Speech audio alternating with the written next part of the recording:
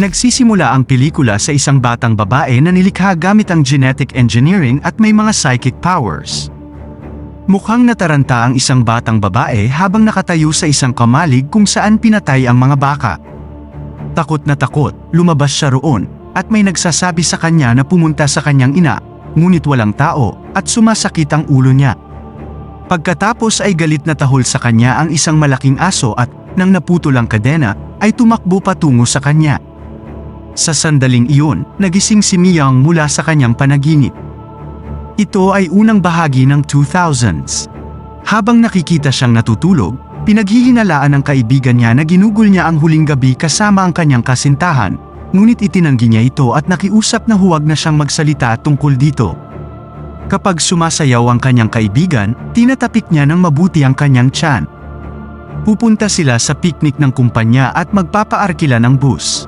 Pagkaraan ng ilang sandali, natutulog ang karamihan, ngunit gising na gising ang lahat ng mga supervisor. Biglang lumiko ang bus sa gilid ng kalsada at dumaan sa isang malaking pinto.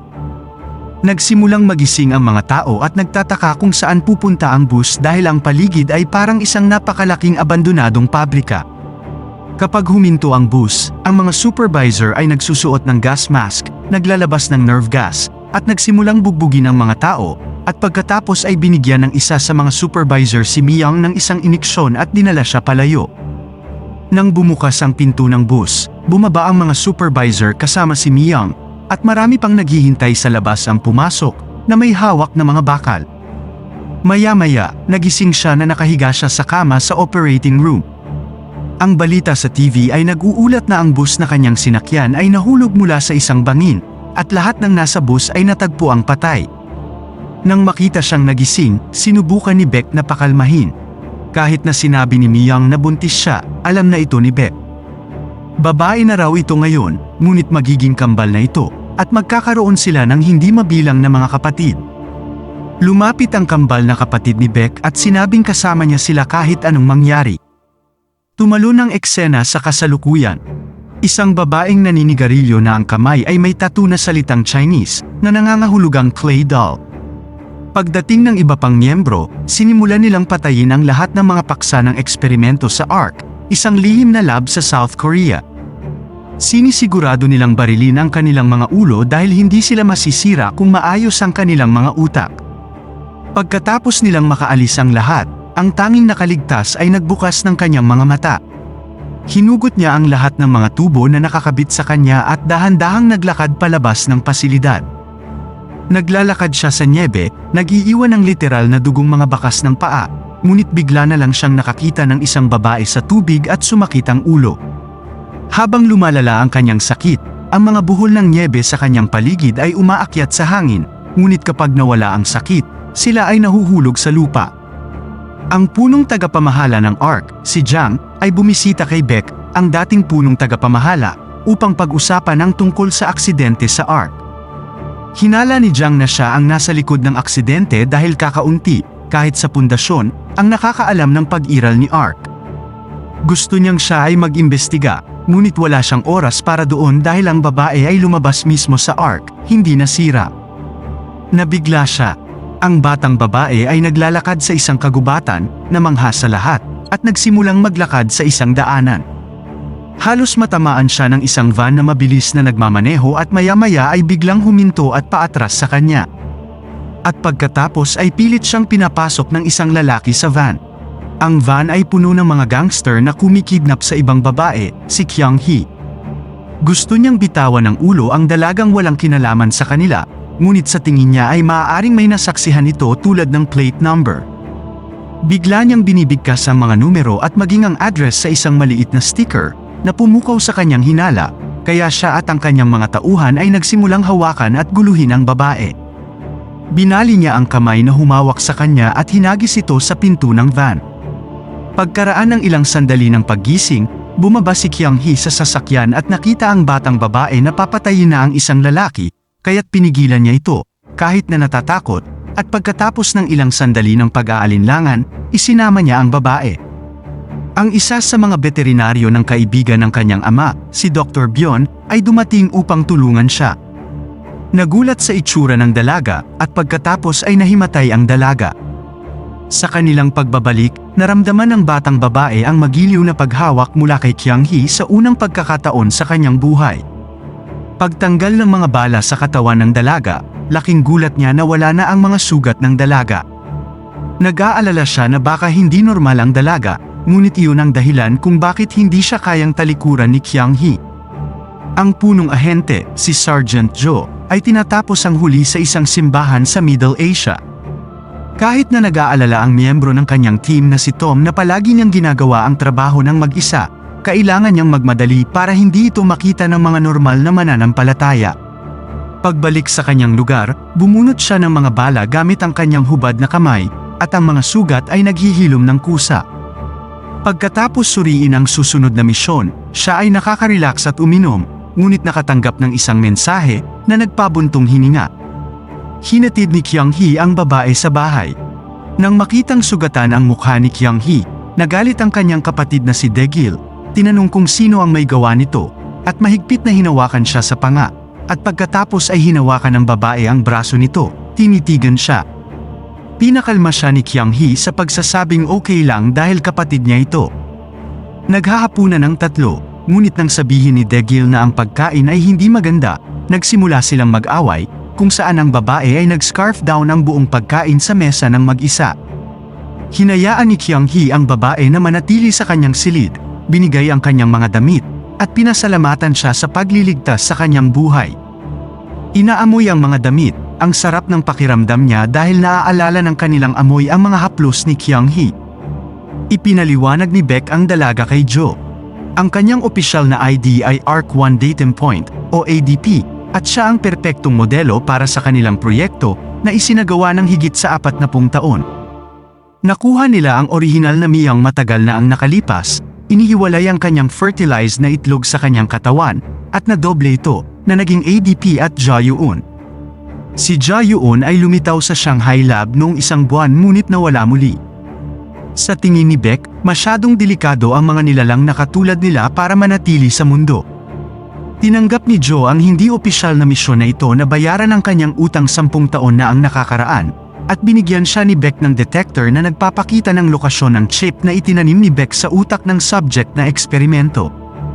Sa kanyang pagbabalik, sinusundan siya ng isang kotse, kaya inutusan niya si Tom na harapin ito. Lumiko siya sa isang gilid na kalsada sa isang kagubatan at nawala, at bigla siyang bumangga patungo sa kotse. Nang mapansin na sila ay mga lokal na ahente, ayaw ni Tom na makipag-away sa pagitan ng mga ahente, ngunit pagkahagis ng sirang pinto, inatake nila siya. Pagtatanggol sa sarili sa pamamagitan ng pinto, kapag inilabas nila ang kanilang mga kutsilyo, siya ay nagsimulang lumaban, at pagkatapos ay sila ay malubhang nasugatan. Pinasabihan sila ni Jo sa kanilang amo na puntahan siya. Sa kanilang pagbabalik muli, na-activate ang detector. Dumudugo ang batang babae at sumakit ang ulo matapos makita ang isang babae sa tubig, at may nagsabi sa kanya na pumunta sa kanyang ina.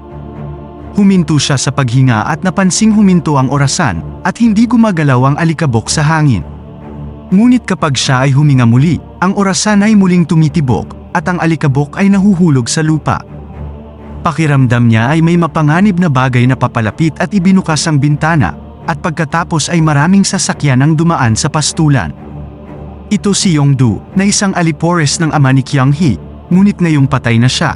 Sabik na si Yongdu na ipagkait sa kanya ang pastulan na minana niya. Kaya pala siya kinidnap dati. Nakatayo si Kyung-hee sa harap ng kanyang bahay, hawak ang baril ng kanyang ama. Hindi niya pagkakaunawaan na kumuha siya ng ibang mga gangster na nagdulot ng malubhang pinsala sa kanyang mga alipores, kaya pinagalitan niya ito dahil sa pagkakaroon ng iba sa mga bagay ng kanilang pamilya. Kapag ang kanyang mga tauhan ay lumapit sa kanya, siya ay bumaril sa hangin bilang isang babala na walang silbi. At si Dae-gil ay tumakbo palapit sa kanila, nag-indayog ng baseball bat, ngunit hindi ito katugma sa kanila. Hinihimok niya itong ibenta ang lupa sa mas mataas na presyo kaysa sa merkado, ngunit sa kanya, hinding-hindi niya ito ibebenta dahil pinatay niya ang kanyang ama. Nagalit siya at inutusan ng kanyang mga tauhan na bugbugin siya. Pagkatapos ay lumitaw ang batang babae, nakatayo sa tuktok ng bubong, at tumalon lamang at lumapag sa lupa, ligtas at maayos, na nakakagulat sa lahat. Naglalakad papunta sa lalaking humawak sa buhok ni Kyung-hee, sinipa niya ito sa isang malayong kamalig. Ang mga tauhan ni Yongdu na may hawak na mga pamalo ay tumakbo sa kanya, ngunit napakadali niyang hinahawakan ang mga ito gamit ang kanyang mga kamay. At paglapit kay Yongdu, na pinagbantaan siya ng baril ni Kyung-hee, kinuha niya lang ito at pinaputukan kahit saan. Siya ay natakot, nagmamakaawa sa kanya na wag sumali. Pinigilan ni Kyung-hee ang babae, sinampal siya sa mukha para magising siya, at sinabihang wag na siyang babalik. Lahat sila ay nagmamadaling umalis. Nagkita sina Jang at Jo sa sementeryo ng kanyang ahente, na nakakagulat dahil iniisip niyang sinunog at itinapon lang niya ang mga ito.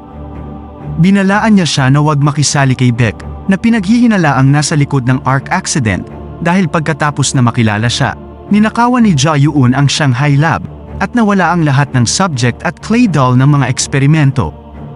Ngunit si Jo ay hindi interesado sa kanilang pakikibaka sa kapangyarihan at hindi nangangailangan ng payo mula sa sinuman. Ngayon ay nagbabala siya na kung susundan muli siya ng kanyang mga tauhan, malalagay siya sa gulo sa pagkakataong ito. Si Yongdu at ang kanyang mga tauhan ay pumunta kay Byon, kinaladkad siya sa loob ng kanyang veterinary clinic, at hinila pababa ang shutter.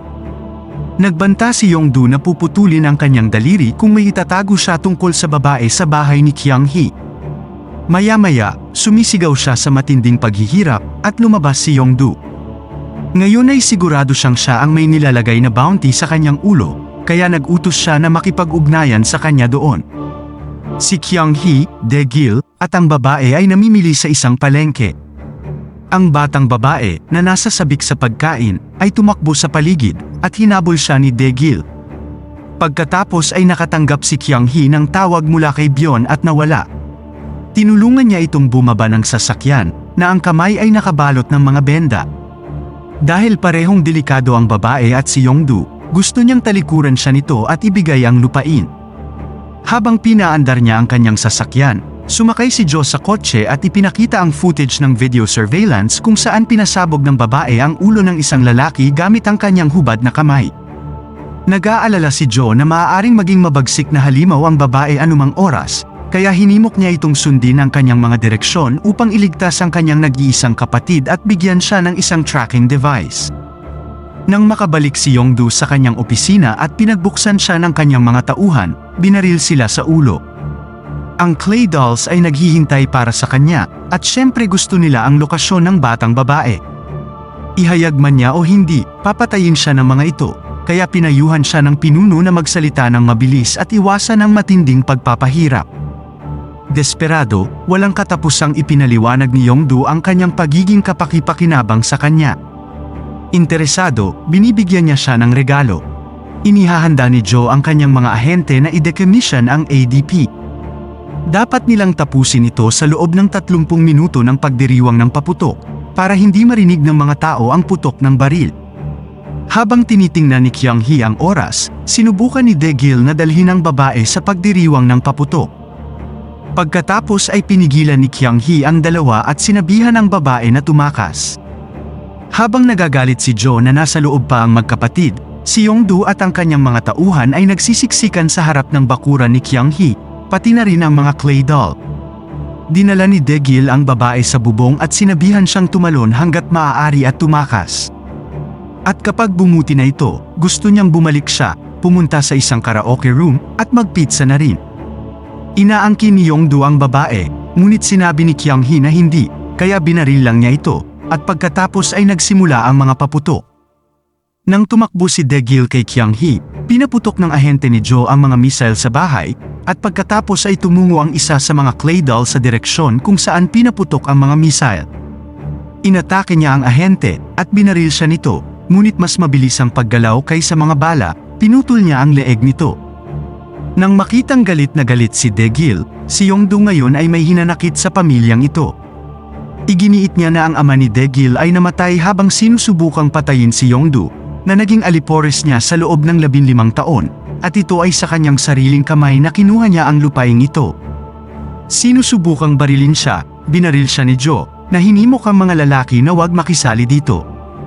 Ngunit ang pinuno ng clay doll ay nais na magkaroon ng higit na kasiyahan, kaya itinaas niya ang harang sa hangin, pinagputol-putol ito, at ipinutok ang mga ito sa dibdib ng bawat lalaki. Kahit na walang katapusan ang pagbaril sa kanila nina Joe at Tom, napakabilis nila. Ngunit kapag ang isang clay doll ay lumapit, sinupil niya ito at binaril sa ulo. At binaril ni Joe ang pinuno, na hinarangan ito ng kanyang kamay, na mabilis na lumaki, at ang lalaking clay doll ay sumama sa kanya, kaya nahulog si Joe habang iniiwasan ang kanyang pag-atake. Doon, nakita ni Joe si Daegil na nanginginig at sinabihan siyang tumakas, pagkatapos ay binaril siya ni Yongdu, kaya nagmamadaling tinapakan ni Tom ang kanyang braso, at hinarangan ni Joe ang bala gamit ang kanyang likod. Ngunit lumalabas na ang bala ay tumagos sa kanyang katawan pati na rin sa dibdib ni Daegil. Nagising ang batang babae sa kagubatan, medyo malayo sa bahay. Pagtingin sa mga paputok, sumagi sa isip niya ang mga alaala ng magkapatid. Nang ang manikang luwad, na bumalik pagkatapos patayin ang lahat ng mga ahente ni Joe, ay nakilala ang babae, lumipad siya sa kanya upang putulin ang kanyang ulo, ngunit hindi maabot ng kanyang kutsilyo ang babae. Kinuha ng batang babae ang kutsilyo at sinaksak ang kanyang ulo. Galit sa namatay na magkapatid, sinubukan ni Joe na patayin si Yongdu, at ang lalaking clay doll ay humarap kay Joe. Sa kalaunan ay nagtagumpay siya sa pagsaksak sa kanya sa leeg, ngunit ang pinuno ay sumali at siya ay napasuko. Sinasaksak nila siya, kahit sa leeg, at pinabagsak siya. Pagkatapos ay bumalik ang batang babae sa bahay, hila-hila ang putikan na manika na kanyang pinatay. Nang makita ang patay na magkapatid, pinuntahan niya si Yongdu, dinurog ang isang bukong-bukong nito, hinampas ang mga clay doll na tumatakbo papunta sa kanya, at pagkatapos ay dinurog ang natitirang bahagi ng bukong-bukong nito.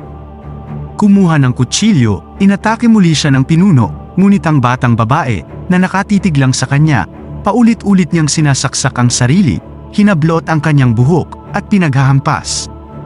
Pinatayo ngayon ng lalaking clay doll ang lahat ng nasa paligid niya at ibinato sa kanya, ngunit hindi siya nito maabot.